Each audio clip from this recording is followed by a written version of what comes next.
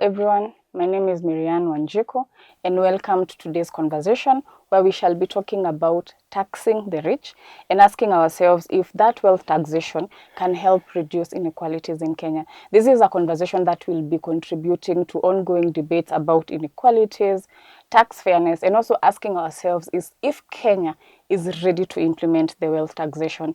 And with me, I have my colleague who will introduce himself. Karibu. Asante sana Miriam. Good morning, good afternoon, and good evening from wherever you'll be watching us from. My name is Daniel Murakaru, and I am a legal fellow here at the Institute of Public Finance, working under the Revenue Policy Unit. And here, as Miriam has said, we'll be discussing on matters to do with wealth taxation and wealth inequality. Thank you, and looking forward to having a wonderful conversation with you all. Okay. Yes. Thank you, Murakaru. If you ask anyone today to describe to you our taxation system in Kenya, everyone will have something to say, either due to an experience they have had or Yes. other people's experiences or just shared beliefs about our system. So in one word, how would you describe our taxation system in Kenya and why? Okay, so I'd describe it to be, I'd say we are trying. Tunajaribu on one end, basically because I do understand that from the government's perspective, there is the need to raise revenues so that we can be able to meet our budgets and also be able to pay out our debts. But also on the other end, on the citizens, and it's the language of our tax system is in quotes tunaumia, basically because they can feel the burden of the taxation, and it has been seen especially in very recent activities, especially after COVID-19, where we saw a lot of conversation and resistance to new tax measures through the 2023 Finance Bill that later came to the 2023 Finance Act.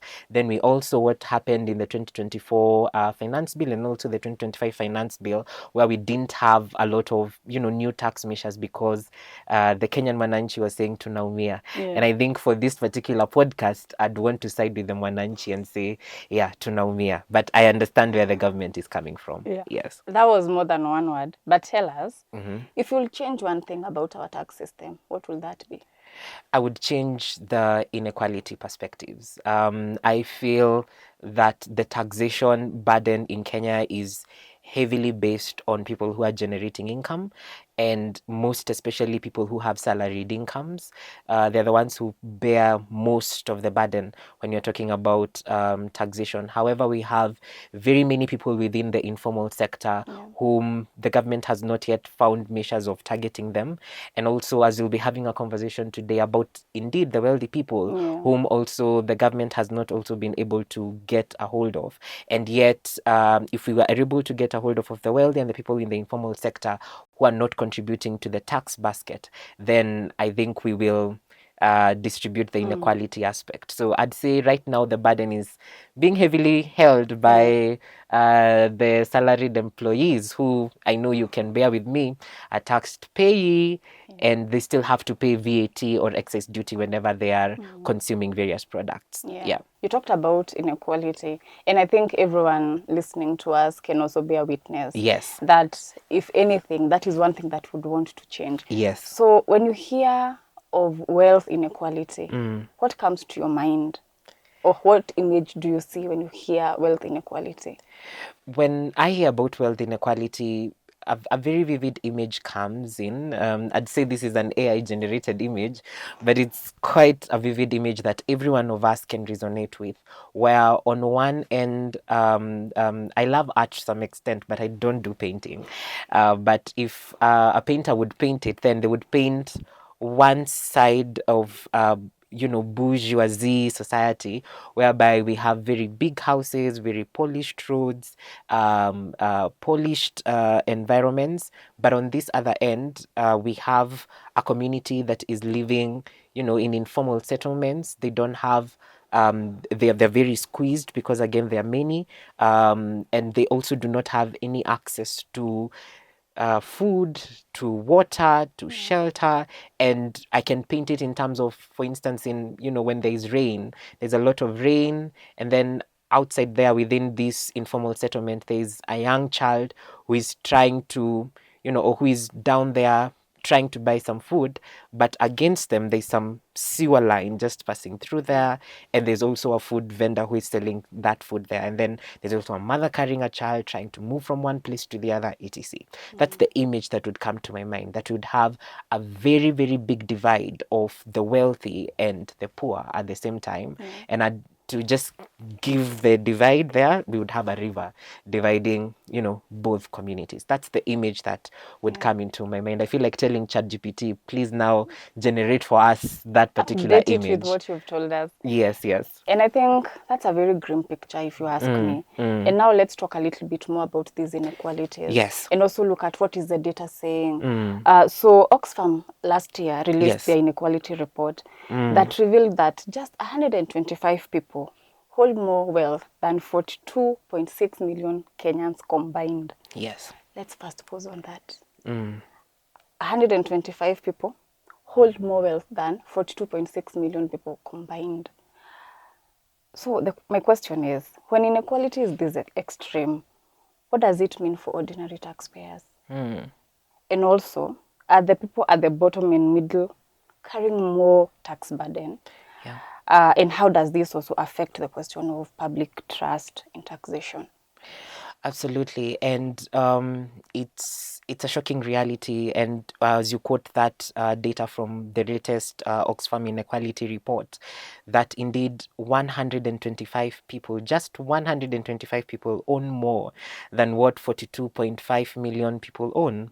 And when we were disseminating this report on Tax the Rich, and you were asking the audience, where do you fit? Are you among the 125, or are you among the 42.5 million people? And I know most of the people listening to us may be within the 42.5 million people bracket. And this staggering inequality is worrying, because it would mean that then the only access that you'd have to social economic rights or certain social infrastructure or public infrastructure would be only if you have money.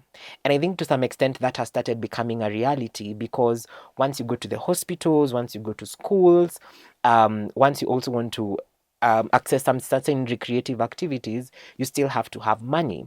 And if this wealth inequality then continues growing in that particular regard, then it would mean that public trust will be lost in one particular system, again, because, as we began by saying, there's a lot of tax inequality within the country, whereby one bracket of the people are feeling that they have been taxed more compared to other people. And most of the times, when you think about the salaried employees, they're within the 42.5 million people, because again, when you look at the data from the African Wealth Report, it says that, for us to talk about the wealthy persons, we're talking about persons who are dollar millionaires.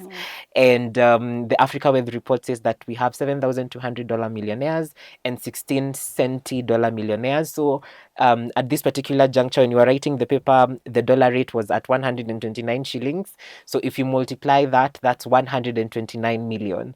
Most salaried employees are not within the bracket range of 129 million to get to the status of the bracket that you're talking about in terms of targeting wealth. So in this particular regard, it will create a lot of lack of public trust, because we'll be like, we are always contributing to the tax bracket, but we cannot get the amenities that we want in terms of education, in terms of health, in terms of infrastructure, etc. But this can now be accessed by certain people who are wealthy, and it will bring some particular, there's the quote that is said, the rich continue becoming richer and the poor continue becoming poorer.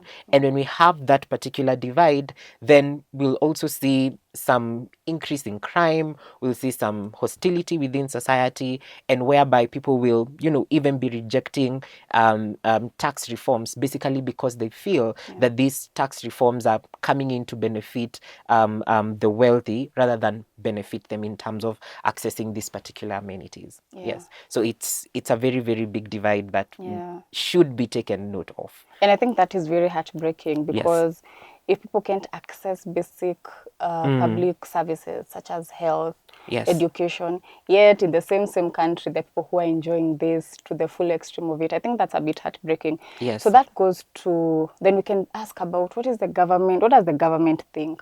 From a policy perspective, should it worry about this wealth inequality? And what risks are we seeing, or do we potentially see the wealth inequality posing to public finance and economic stability?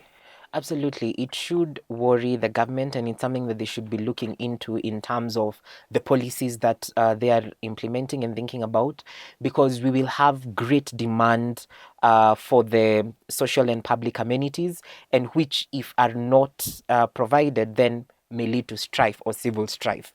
And what we're particularly saying in this particular regard is that if only 125 people are wealthy, in this particular case, and let's say we do not have the amenities in hospitals, we do not have medicines, we do not have doctors, and in the schools we do not have desks, we do not have teachers, etc. What do you think the demand would be, whereby 42.5 million people are looking for this infrastructure, yet they can't find it? It will create a lot of civil strife, a lot of chaos, and again, it will also, bring people to stop focusing on growing the economy, but rather start thinking about how can their children have access to education, and how can they get good quality healthcare or even housing in this particular regard. So it then will create a very, very big demand, which will create a lot of instability, and therefore it's very, very important that this matter on wealth taxation is looked into. Yeah.